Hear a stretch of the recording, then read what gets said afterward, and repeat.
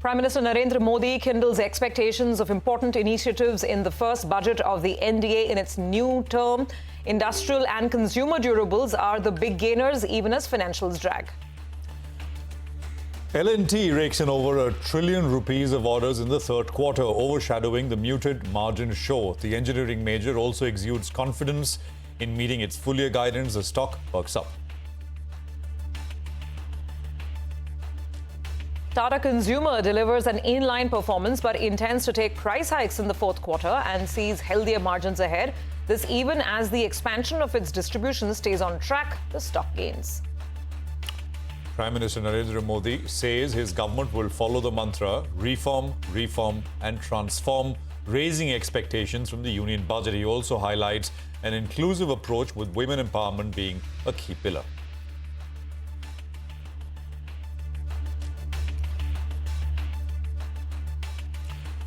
Hello and welcome to Halftime Report. I'm Prashant. With me is my colleague Surabhi Upadhyay. Surabhi, hi. Good afternoon. And well, markets are doing well. I think we tried to keep expectations a little low. I think markets have listened to you, Prashant, in the last, 12 hours, right from, the closing hour yesterday. Prashant has been talking down the market, saying, guys, just be real, keep expectations low.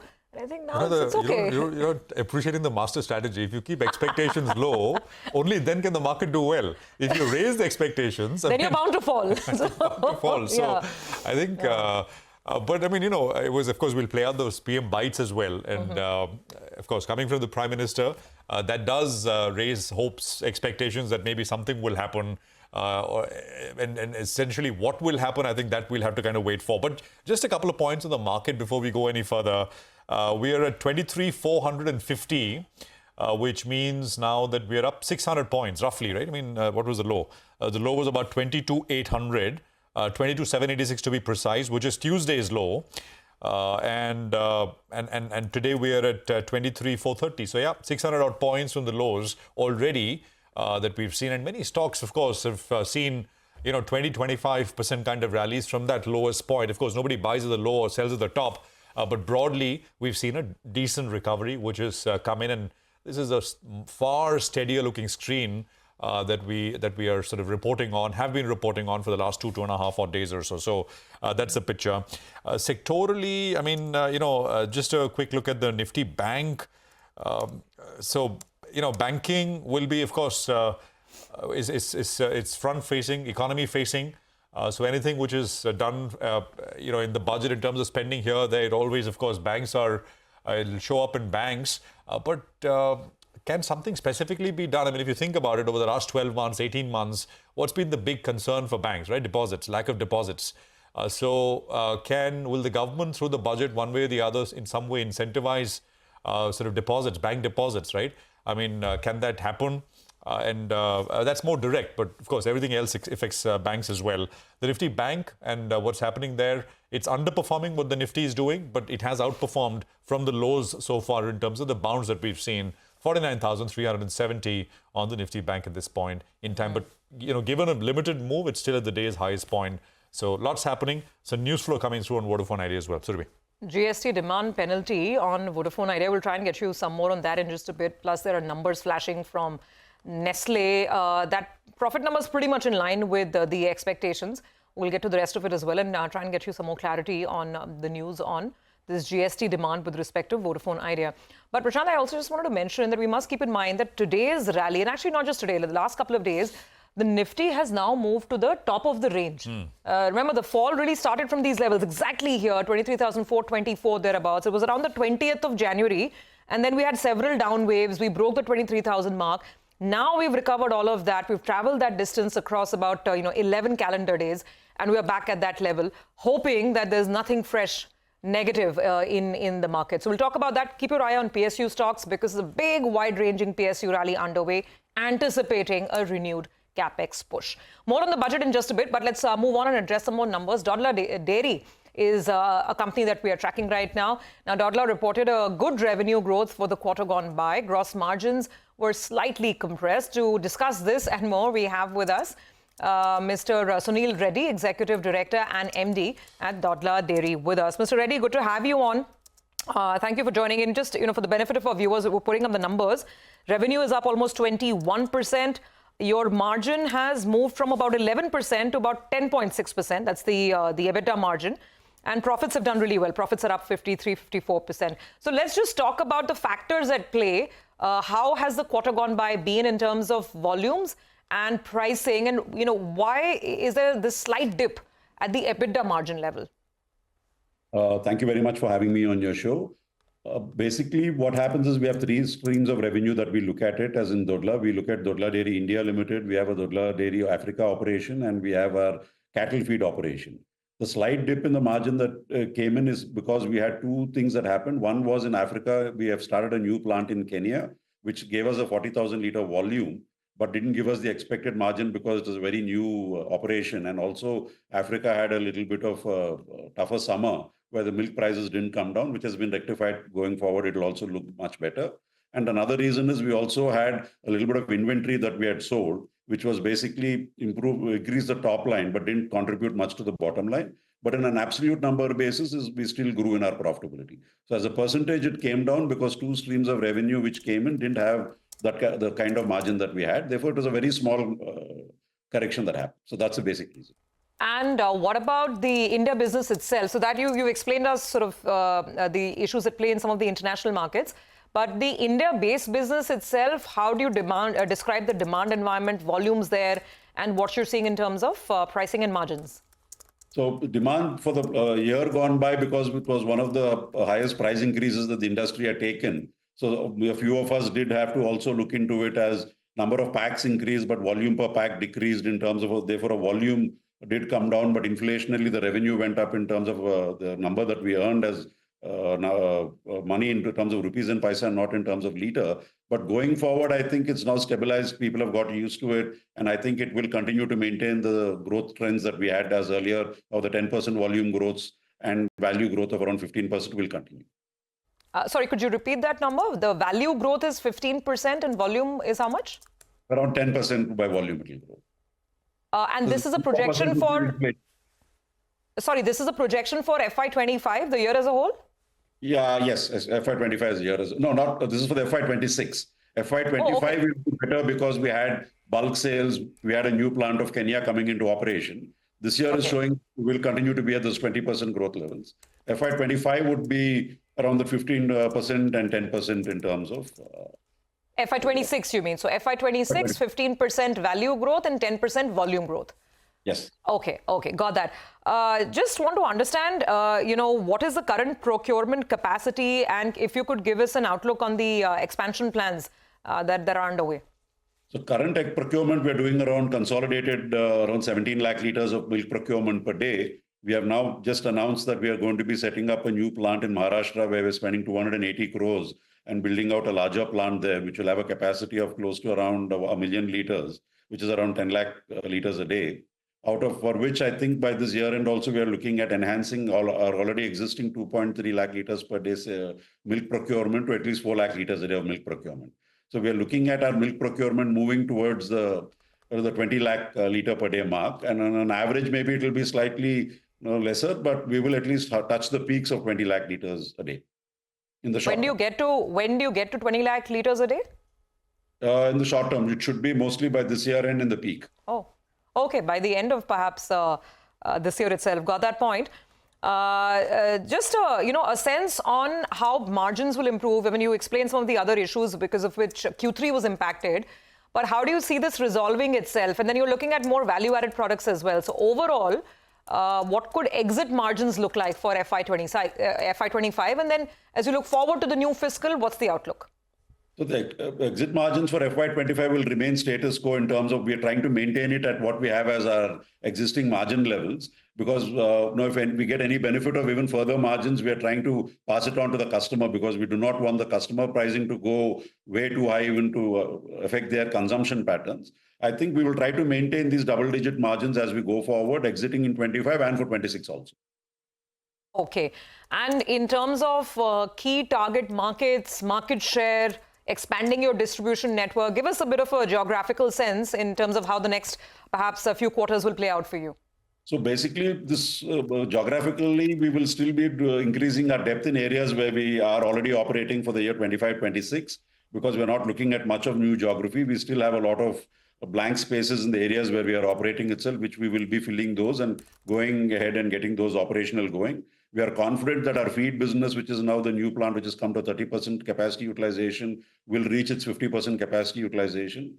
And our Africa business also, which has done extremely well, will also grow by another 10-20%, because in Africa, the Uganda market, we are becoming the market leaders, and also we'll try to do the same in Kenya, which will also give us another 50-60,000 liters of growth in Africa. So a combination of all these three will give us our growth.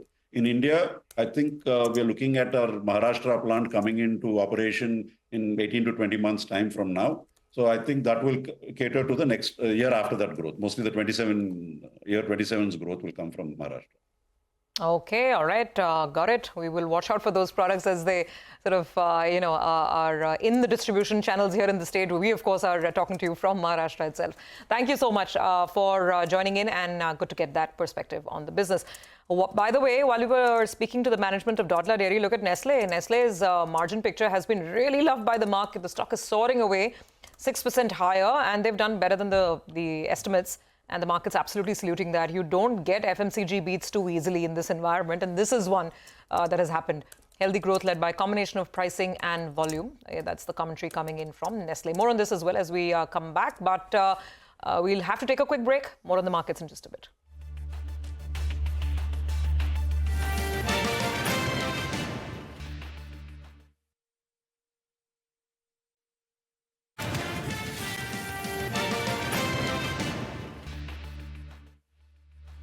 Okay, welcome back. You're with us here on Halftime Report.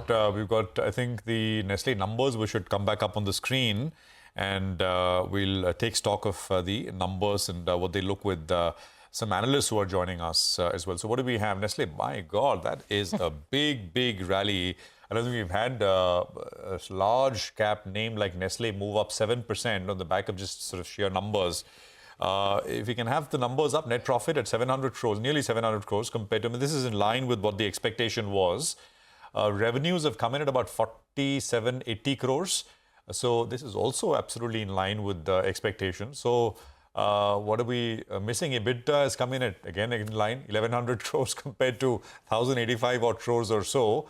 Margins are about 30 basis points better than expectation at about 23%. Compared to 22.7, which was the expectation. So numbers are in line, but the stock reaction is completely, not out of line, but this is a very strong reaction which is coming through. Maybe it's the volume number which we're just trying to get a hand of. Perhaps we should ask the analysts. We have some experts joining in to decode why the market's absolutely elated with this Nestle performance.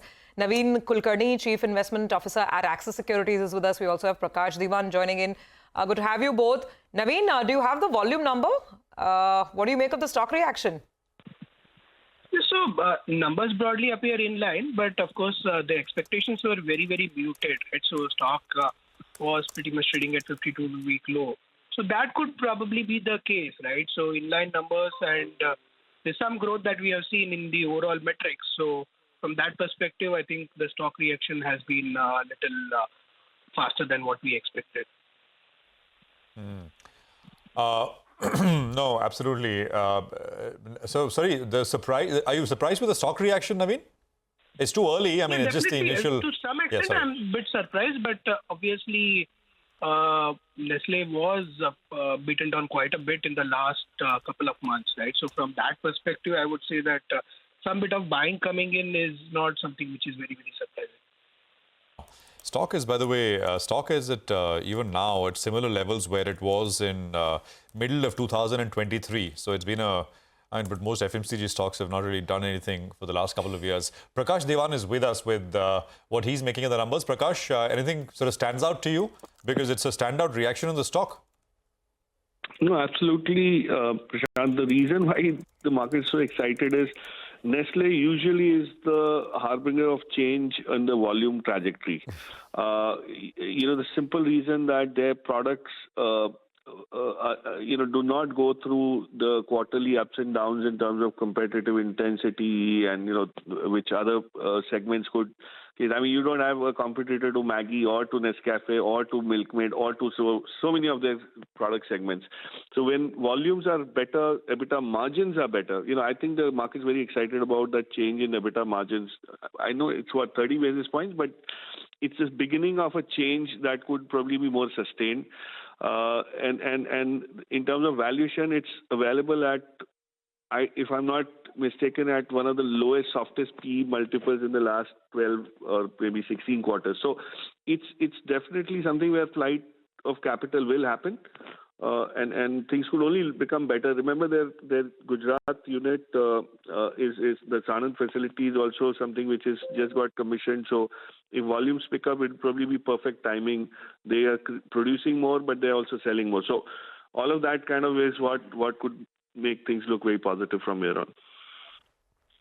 Okay. Naveen, what's been your call on the stock so far? And I mean, maybe you do your numbers and do the math once more details emerge. But where is it in the overall pecking order, Nestle?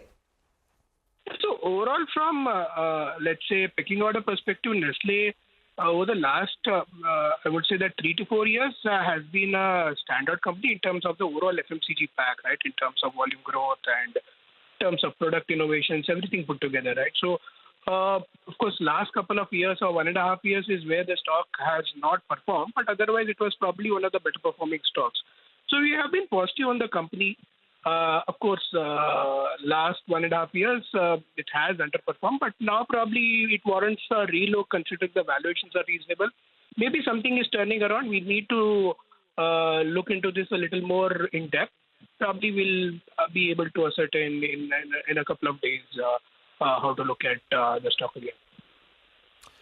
Okay, now got that. And we'll sort of revisit this, right, once we have the volume growth numbers, etc. Naveen, by the way, since we have you on the line, I mean, really speaking, are you expecting anything on the consumption side in the budget tomorrow? Something focused?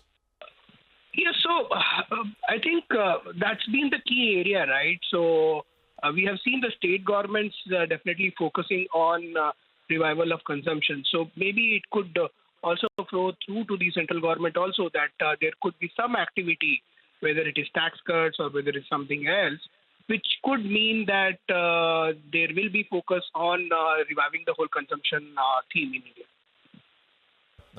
Fair enough. Will it be a sprinkling of lots of stuff or will it be something focused? I think that'll make a fair bit of difference as well. Naveen and Prakash, thank you both for joining us. Stock's starting to come off a little bit, and I think that's rightly so. I mean, 6%, 7% move in a large 2 lakh crore market cap stock.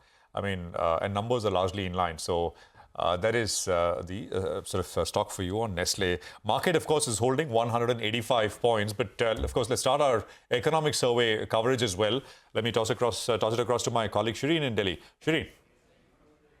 Well, guys, we are still waiting for the economic survey to be tabled. The president's speech is over, the vice president's speech is over, and we are expecting Finance Minister Nirmala Sitharaman to table the economic survey 2025 in Parliament.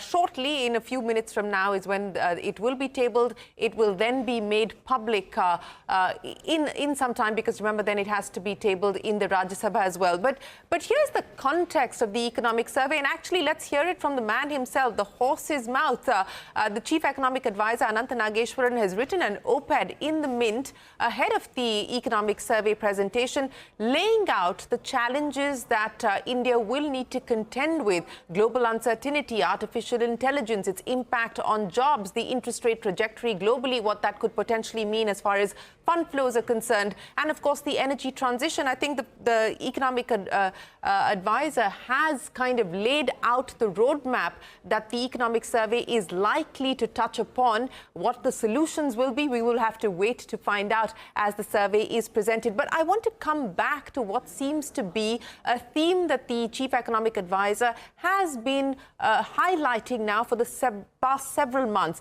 the obligations of the private sector. In fact, if you look at some of his speeches where he has publicly talked about the fact that corporate profits are at a record high, balance sheets are a lot healthier, and the Economic Advisor saying corporate India India needs to step up and do more when it comes to private investment. Also making it clear that, look, the government has done its part. It cut corporate taxes in 2019. It has given corporates, much more by way of ease of doing business. But more importantly, it's government capex that's been at record highs now, including last year, which has really been driving growth. And, the nudge really from the government has been that the private sector needs to step up and do more. In fact, in this piece, and I just want to read that out for the benefit of our viewers, the economic advisor makes it very clear: social stability and long-term profitability rest on the private sector finding the right balance between capital deployment and labor employment. The survey in various places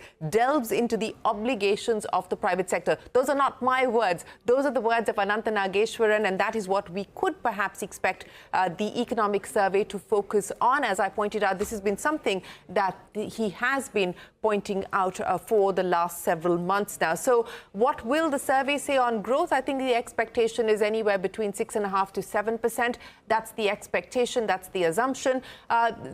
Even as far as this year is concerned, second half is expected to be better. He is on record saying that. But more importantly, as we talk about what AI potentially could mean, what the Trump administration could perhaps do on tariffs. And remember, the economic survey was the first last year to highlight the need for a more pragmatic approach in economic engagement with China, where the chief economic advisor had made it clear that he believes that India will need to do business with China if we want to get a share of this global supply chain. So that was the first sort of government document. Of course, the finance ministry then distanced itself from that idea. But I think there is within government an acknowledgement that there needs to be some thought on re-engagement, economic re-engagement. And we've seen that now playing out in different ways. Of course, the border issues are work in progress, and there has been a breakthrough there.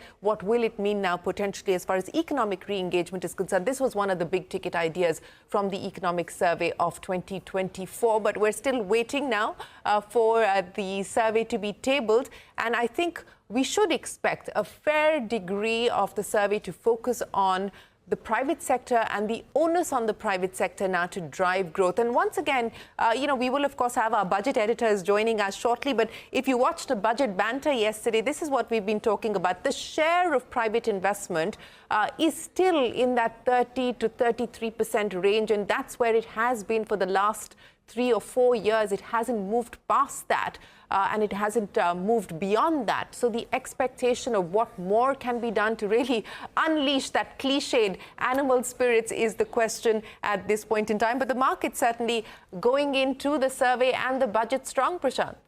Absolutely, Shireen. And, from the lows earlier in the week, the Nifty is up about 600 points. So, it complicates the situation because, I mean, if the budget was, say, last Monday, it was completely bombed out picture, right?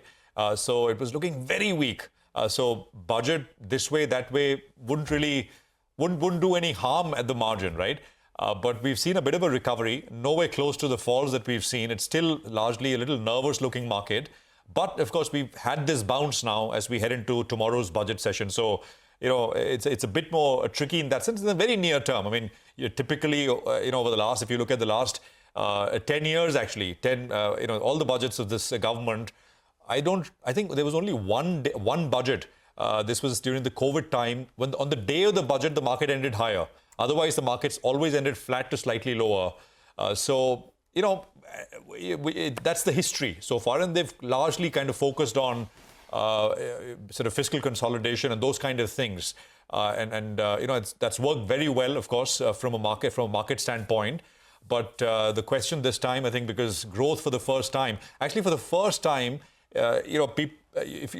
don't think many people are framing it like that. But if you talk to people off the record, they do say that it is actually a choice between, can you do something to boost consumption, put more money in the hands of the people, because growth for the last 2 or 3 quarters has been weak.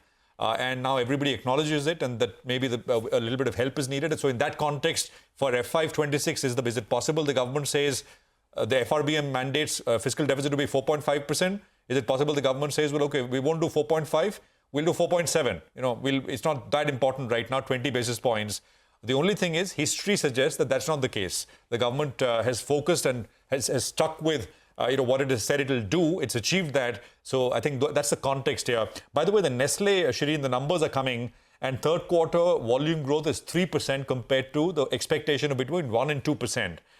So I think that's essentially what the market maybe, there was a whisper number as the basic numbers had come out, and that's essentially the reason why the stock actually spiked sharply higher, because otherwise, if you look at the profits, the margins and revenues, they were all bang in line with expectations. No, I just wanted to come in on the Nestle numbers, Prashant, and that 3% volume growth is on the back of a negative 1.5%. It was minus 1.5% the previous quarter. So that clearly is what the market has been excited by. So the volume growth coming in at 2% plus 3%. And remember, the previous quarter, the volume growth was minus 1.5%. So that's the story that's playing out there as far as volume growth is concerned. And this is what we were also talking about yesterday, that rural has seen an improvement, but it is urban that is at this point in time still seeing some pain. So there has been a recovery in rural, and that perhaps is being reflected there as far as the Nestle numbers are concerned. But, back to that point about fiscal consolidation, Prashant, if you go by, and you were mentioning that as well, if you go by the record of this government, especially in the last few years post-COVID, I think they have been very clear about the fact that they would like to stick to the fiscal consolidation roadmap. So I'm not sure whether we're likely to see a slip on the fiscal deficit number that's already been articulated by the government in the budget. But I think they do, as Neelkant was pointing out, have some cushion to play around with. How that's going to be used, again, they haven't really been,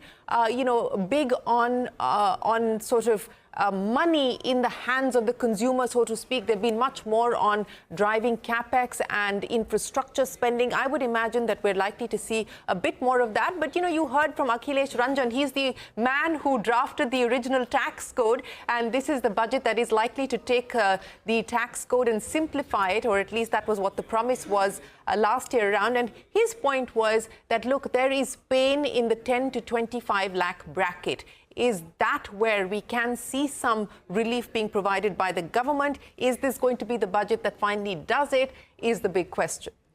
Absolutely. And he made that point very emphatically, Shireen, Mr. Akhilesh Ranjan, that is, that how long can you go on taxing corporate India on a large profit base at 25% and taxing someone who's earning 10 lakh rupees a year at 30%. So that was a very, direct argument. But how much of that will, find its way in the budget speech tomorrow? We have to wait and see. One more thing, I was going through a lot of the, brokerage expectations across the board. It's very, very interesting.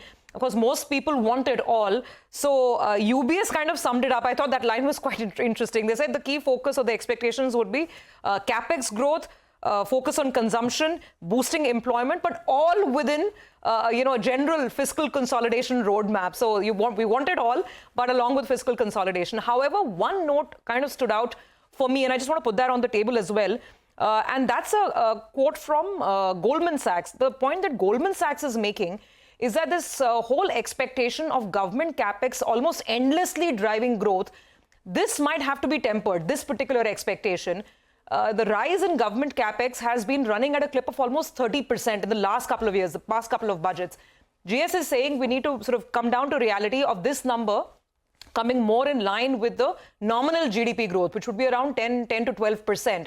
So perhaps, putting the onus on the government for that heavy lifting, may lead to some disappointment. Though, of course, having said that, even now, the market is expecting, considering we've had such a bad year, FY25, on, the pickup in capex, perhaps we will look out for better announcements there. Okay. I think what we'll do is, absolutely, and I think those are great points, Surabhi. Shireen, maybe we can just take one small detour as we wait for the economic survey to begin. The Biocon Biologics earnings set was a weak one for the third quarter. It's earnings season in full flow. So why not play out this piece of this interview that my colleague Winnie conducted with the MD and CEO, Srihas Tambe, and she began by asking him about the results themselves. Listen in. For your benefit of your viewers, just reflect on the quarter that's gone by. It's a very significant quarter for Biocon Biologics because it marked the completion of a full year of having run the business as Biocon Biologics as a fully integrated company on our own. And this is very important because that was an acquired business. It was something that we hadn't done ever as a company. And I'm very proud the way the teams responded, where we've seen very strong customer confidence, where market shares have grown across all key markets and across all products. So that's something very, very comforting in terms of how the market, how the customers, patients, physicians have perceived the company and the acquisition. The second thing I think which is very important that just went past in this particular quarter was the debt management effort that we had put in place. So that's behind us. And I think what is very, very important is the delayed FDA approvals, which were long awaited, came through in this quarter. So the quarter, apart from the numbers that we are talking about and you referred to, there's several other milestones that will enable the company going forward. So to respond to your questions, I think these building blocks that we were long waiting for, I'm very happy to report that those are now falling into place. So the coming quarters, what you should expect, because we've tried to avoid giving guidance for a very long time, is that those look brighter and in line with what our expectations have been. So we will continue to grow the business. We'll have 5 products launching in the next 12 months. And we will be looking to see mid-20s EBITDA margin contribution. So a very, very exciting future, Vinny, for those watching Biocon Biologics. Shreyas, I just wanted a clarification one thing. So when I was seeing the press release, so there's this core EBITDA margin that is given. When I'm just looking at it versus last year, I don't know if it's fair to compare it, but I was taking it from the press release. So 26% in Q3 FY23 versus 27% in Q3 FY24. Just trying to understand what is this decline that we're seeing here. You said that margin trajectory is expected to be in these mid-20 ranges, so we could expect 26% to continue, right? The reason you see a shift is because some of these operating costs will move between quarters. And we probably also just had an earnings call where we guided that some of these costs you saw being, as we completed some of the settlements, moved from Q2 to Q3. And as we get into Q4, you will see them, getting balanced, and you will see an improvement in that core margin profile. So you're right to point that out, but it's not a reflection on the core health of the business. Okay, so that's not a worry there. It'll come back again in Q4 is what you're highlighting. Shreyas, one more thing I want to know, and this is, the US FDA during this quarter had validated biologics license application, and this is for denosumab, the biosimilar over there. So I want to understand, and what is it that, which geographies have you filed in for? What is it that the factors, when are we expecting the launches coming in from this front? Because, this is something that is interesting the street as well. Yeah, and so denosumab is a large asset. It has 2 indications, one in bone health and the other in oncology. So it's 2 indications, 2 brands. The way the regulatory process works in the United States or even in Europe is you make a submission to the regulator, and the regulator then reviews your application to see if it's suitable for them to go and review it. And that's when they validate the application saying, okay, you have met the base criteria for us to go and start reviewing your application. And that's when they say that it's validated, and now we are willing to review it, and you get a goal date by which they will make a determination on your application. It's a very important milestone because unless you are validated, your review process itself does not begin. So it was an important milestone for us to have achieved this. We've achieved this both in Europe and in the US and in other geographies. All filings that we develop are for the world because we believe we want to broaden access. But these are large markets. It's a big asset. And that is really what this was. So the validation was a big milestone, and I'm very proud that the teams achieved it in the course of the last quarter. So Shreyas, then when does this launch start? I'm just trying to understand that. When would the company start launching? Now, what is next? So the launch thing, I think it's important to see what's coming up in the next 12 months. In the next 12 months, now that we've got the US FDA approval, or I would say the classification as VAI, that allows us to launch new products into the United States. You will see us bring in bevacizumab in the oncology space. You'll see us bringing aspart, which is in the diabetes space. And then we just talked about ustekinumab, which was the other product in the autoimmune space. And then the denosumab that you just referred to is going to be coming in after it's approved, because these three products were approved. Denosumab is under review. So once approved, you will bring that. Our biosimilar aflibercept, which is also a biosimilar to a very large asset called Eylea, is already approved. And once we get past the litigation that we have, we will be in a position to bring that to patients worldwide. We'll, of course, be bringing it to Canada in July of this year. Very busy. And just a last quick one. Are you considering any strategic initiative around the small molecule business? Maybe separate listing, divestment, anything on that front? Is that a thought process right now? I think the small molecule business, even today on the earnings call, the CEO of that business, Siddharth Mittal, did talk about the fact that it's been a long time coming that our GLP-1s will play out. We've had some success already with the regulatory process in UK, and we are looking to bring this product to other geographies shortly. So clearly, there's a lot more excitement than we've had before. So we are very confident of how our small molecule generic business will play out in certain niche therapy areas, which would be very complementary to what Biocon Biologics does as well. Okay, that was our colleague Vinny in conversation with the management of Biocon. In the meantime, as we are awaiting the economic survey, which will be tabled in the parliament shortly, look at the market. Market's going gangbusters. Good mood out there last couple of days. And we are at the highest point of the recent 10-day trading trajectory on the Nifty. So going with full hopes into the event. Take a break. Come back with more in just a bit.